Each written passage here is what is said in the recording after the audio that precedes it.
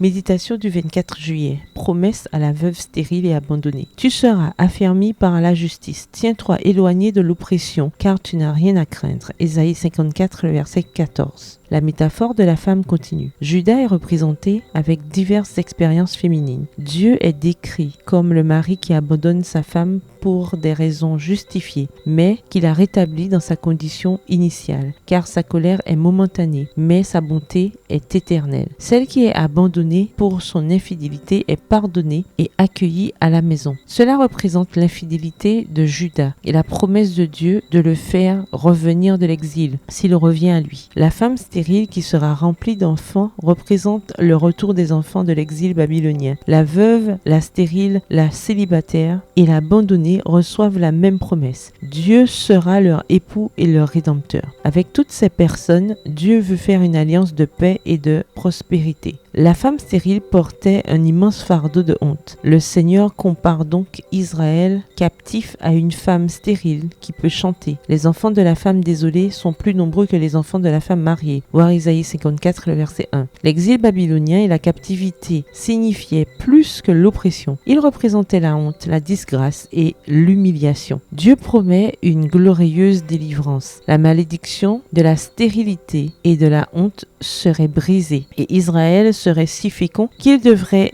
étendre son territoire. La disgrâce d'Israël est comparée à la honte de la femme stérile et son humiliation à l'opprobre de la veuve à qui le Seigneur promet d'être son mari. Dieu pourvoit et répond à nos besoins émotionnels et nous sauve de toute honte. Les versets 11 à 17 d'Ésaïe 54 sont des promesses de prospérité, de paix et de bien-être. Dieu offre réconfort et abondance spirituelle aux affligés. Il offre réconfort et sécurité aux mères fatiguées ou découragées par l'échec de leurs enfants. Le Dieu souverain a le pouvoir de détruire, de protéger, de chasser les oppresseurs et même d'inspirer la crainte à ceux qui nous veulent du mal. Dieu protège son peuple des critiques. En effet, toute langue qui s'élève contre vous se condamne elle-même. Il sait qu'il est plus facile de tolérer un coup porté qu'une insulte et de se remettre plus rapidement d'une blessure physique que d'une calomnie. La promesse se termine par ces mots. Tel est l'héritage des serviteurs de l'Éternel, tel est le statut qui leur viendra de moi, dit l'Éternel. Ésaïe 54, le verset 17,